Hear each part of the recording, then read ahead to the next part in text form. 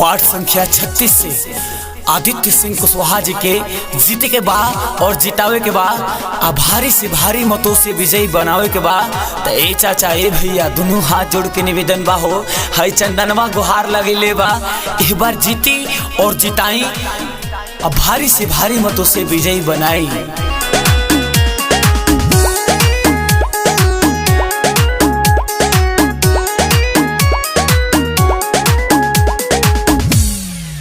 आदित्य सिंह भैया मांगे आशीषवा दोनों हथवा जोड़ के।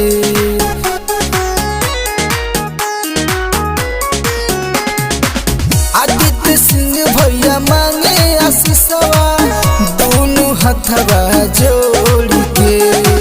जौनी भूलाई है इनके सोर भइल बाजिल के गाँव नगर चारोर आदित्य भैया के जीतई है इनके ना बाटे कोनो जोर जिला पंचायत बनई है इनके ना बाटे कोनो जोर जिला पंचायत बनई है। ए भैया दोनों हाथ जोड़ के निवेदन बा हो अपने क्षेत्र के विकास कराओ के बा तो आदित्य सिंह कुशवाहा जी के विजयी बनाओ के बा। जी हाँ याद रहे रुआ घर के बेटा भाई भतीजा ए चाचा ए चाची ए भैया तन ध्यान दिहा।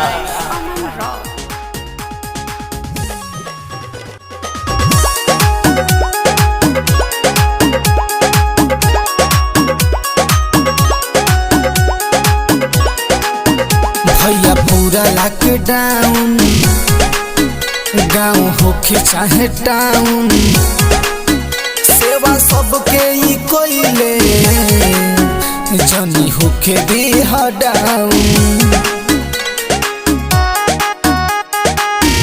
भैया पूरा लॉकडाउन गाँव होके चाहे टाउन सेवा सबके ही कोइले जनी होके दिहा डाउन।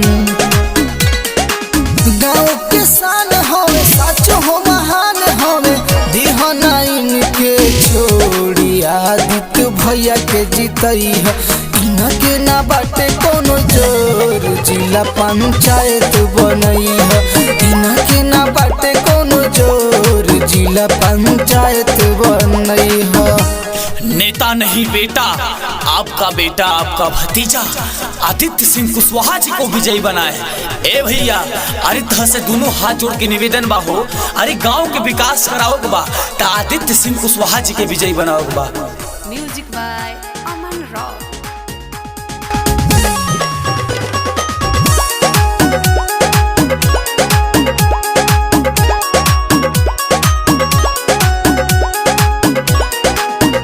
होई सबके विकास हो हमार बाटे विश्वास हो हमें दिलावा के राजा इनमें बाटे कुछ खास हो। होई सबके विकास हो हमार बाटे विश्वास हो हमें दिलावा के राजा इनमें बाटे कुछ खास हो।